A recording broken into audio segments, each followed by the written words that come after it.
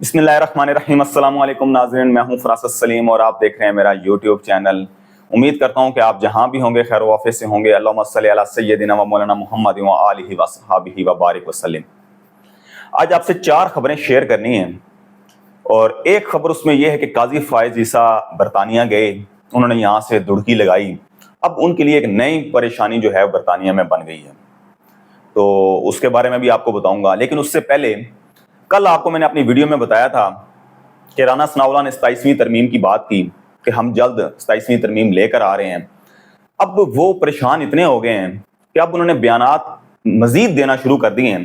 وہ کیا بیانات دیے انہوں نے کہ جسٹس یحییٰ افریدی کے چیف جسٹس آف پاکستان بننے کے بعد، اور بنایا بھی کس نے؟ انہی کی حکومت نے۔ پارلیمانی کمیٹی کے اندر اکثریت کس کی تھی؟ نون لیگ کی تھی، پیپلز پارٹی کی تھی۔ لیکن ان کے جو 6 اقدامات پہلے دن تھے، اور پھر اس کے بعد حکومتی حلقوں میں، طاقتور حلقوں میں پریشانی ہوئی کہ یہ کیا ہو گیا۔ تو اب ناظرین انہوں نے بیان جو رات کو دیے ہیں وہ یہ کہہ رہے ہیں کہ چیف جسٹس یحییٰ افریدی کو آئینی بینچ کا سربراہ نہیں ہونا چاہیے۔ اس کے بعد پھر انہوں نے جسٹس منصور علی شاہ کے حوالے سے، جسٹس منیب اختر کے حوالے سے کہنا شروع کر دیا ہے کہ ان کو بھی معذرت کر لینی چاہیے کہ وہ اب سپرسیڈ ہو گئے ہیں، اور اس کے بعد انہیں آئینی بینچوں میں سربراہ نہیں بننا چاہیے۔ یہ کیوں پریشانی لاحق ہوئی ہے؟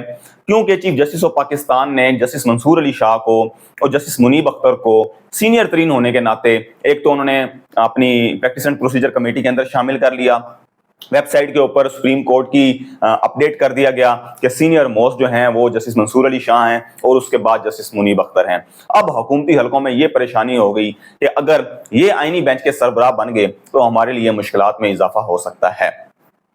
اب اس کے ساتھ ہی جڑی ایک خبر ناظرین کے بلاول بھٹو زرداری اور شہباز شریف کی ایک ملاقات کل ہوئی، اور اس کی جو ذرائع خبریں چلا رہے ہیں، اس کے جیو نیوز نے سب سے پہلے بریک کی خبر کہ بلاول بھٹو زرداری نے بھی اتفاق کر لیا ہے شہباز شریف سے کہ ہم آئینی ترمیم 27ویں جو لائی جائے گی اس پر سیاسی جماعتوں کو، اتحادیوں کو اعتماد میں لیں گے اور جلد اسے پاس کروائیں گے۔ اور اب جلد پاس کروانے کا مقصد کیا ہے؟ ایک تو ناظرین ملٹری کورٹ لے کے آنی ہے انہوں نے۔ ملٹری کورٹ جب لے کے آئیں گے تو اس میں عمران خان کو سزا دلوانی ہے، کیونکہ انہیں نظر آ رہا ہے کہ اب عدالتوں میں عدالتیں جو میرٹ کے اوپر اور سیاسی مقدمات کو ویسے فارغ کر رہی ہیں، اور ثبوتوں کی بنیاد کو دیکھ کر اگر ثبوت نہیں ہے ان کے پاس، ان کے سامنے پیش نہیں کیے جا رہے، تو انہیں جو رہنما ہے تحریک انصاف کے، انہیں باعزت طور پر بری کیا جا رہا ہے۔ اب چیف جسٹس یحییٰ افریدی کے بننے کے بعد اور آج کے روز جو انسداد دہشت گردی عدالت کے تمام ججز ہیں، انہیں انتظامی امور کے حوالے سے اور انہیں جو ہے ان کا اجلاس طلب کر لیا ہے تاکہ ان سے پوچھا جائے گا کیا مشکلات آپ کو پیش آ رہی ہیں، اور جلد از جلد دہشت گردی کے جو مقدمات آپ کی عدالتوں میں پینڈنگ ہیں ان کو نپٹایا جائے۔ اب اس کے اندر انسداد دہشت گردی کی عدالت کے اندر دہشت گردوں کے علاوہ جو 9 مئی کے واقعات ہیں، تحریک انصاف کے رہنما ہیں وہ بڑی تعداد میں جن کے فیصلے نہیں ہو رہے۔ تو اب حکومت کو یہ ڈر لگ گیا، طاقتور حلقوں کو یہ ڈر لگ گیا کہ اب یہ چیف جسٹس کچھ ایسا نہ کر دیں جس سے تحریک انصاف جو ہے وہ ان کے جو کارکنان ہیں، رہنما ہیں، وہ رہا ہونا شروع ہو جائیں۔ اب 27ویں ترمیم کے ساتھ ایک تو وہ ملٹری کورٹ لے کے آ رہے ہیں تاکہ عمران خان کو وہاں سے سزا دلوائی جا سکے۔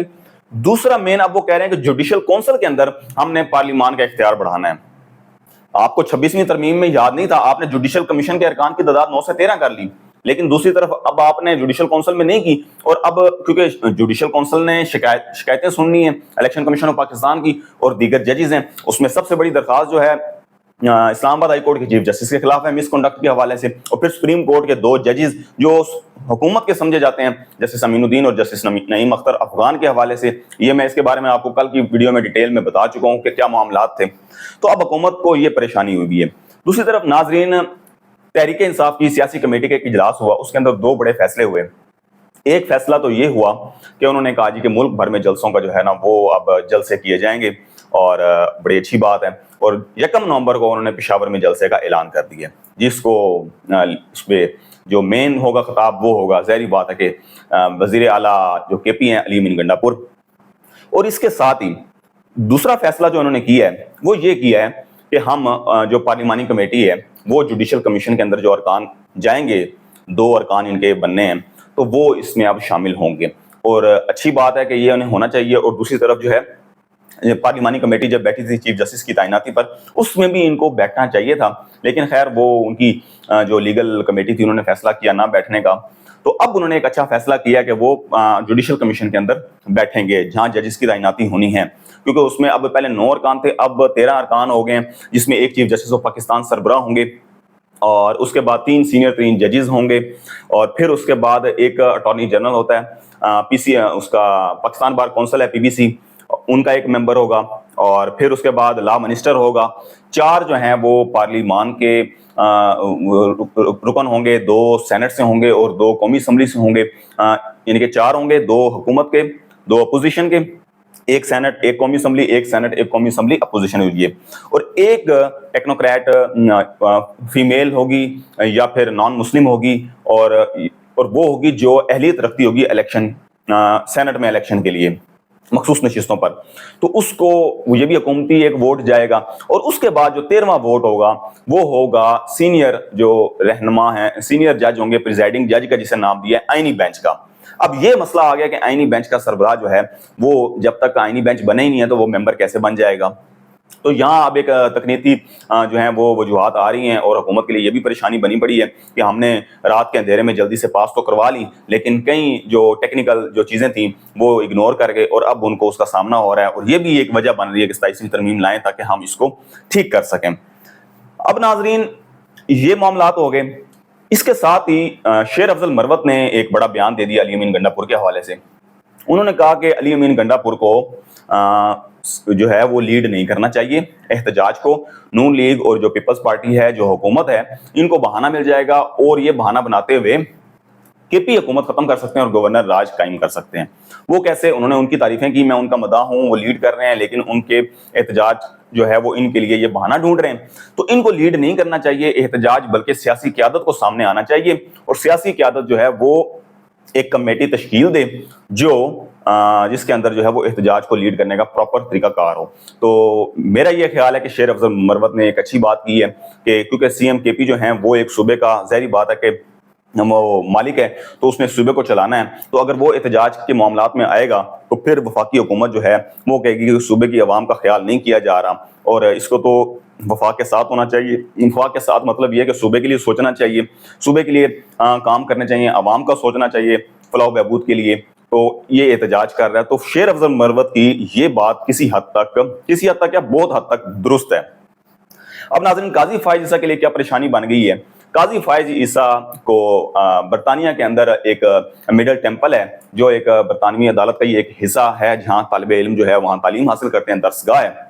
तो पाकिस्तान के अंदर जो पहले चीफ जस्टिस हैं जिनको नामजद किया गया वहाँ एक बेंचर के तौर पर, बैक बेंचर के तौर पर, तो उन्होंने खिताब करना है, और 29 तारीख को यानी कि कल उन्हें बुलाया गया था। लेकिन काजी फायज ईसा जैसे ही यहाँ से उनका वो अलविदाई तकरीबात मुकम्मल हुई उनकी, तो रात के अंधेरे में 3 बजे जो है उन्होंने डुबकी लगा दी, क्योंकि वो सामना नहीं कर सकते थे आवाम का, उनके लिए परेशानी थी। हालांकि उनको चाहिए था कि जस्टिस याहिया अफरीदी की तकरीब हल्फ बरदारी में शामिल होते तो अगले दिन चले जाते, क्या इतनी आफत आन पड़ी थी। लेकिन वो दिन की रोशनी में भी उन बेचारों की हिम्मत नहीं हुई कि काजी फायज ईसा की दिन की रोशनी में जो है वो पाकिस्तान से वापस जा सकें। क्यों? ताकि एयरपोर्ट पर कोई उन्हें देखे ना, कोई उनकी जो है वो इंसल्ट ना कर दे। वो एक शर्मिंदगी से बचने के लिए काजी फायज ईसा ने 3 बजे रात के दुड़की लगाई और बरतानिया पहुंच गए। अब फिर वहां भी एहतजाज हुए उनके खिलाफ। अब तहरीक इंसाफ की वहां जो एक सियासी क़यादत है वहां की, वो एक मुनज़्ज़म एहतजाज करने जा रही है कल, कि जब काजी फायज ईसा वहां खिताब करेंगे एज ए बैक बेंचर के तौर पर, तो फिर उस तकरीब के दौरान एहतजाज किया जाएगा। तो ये काजी फायज ईसा के लिए एक बड़ी परेशानी बन गई है कि ये क्या हो गया है। और उनका मुतालबा क्या है?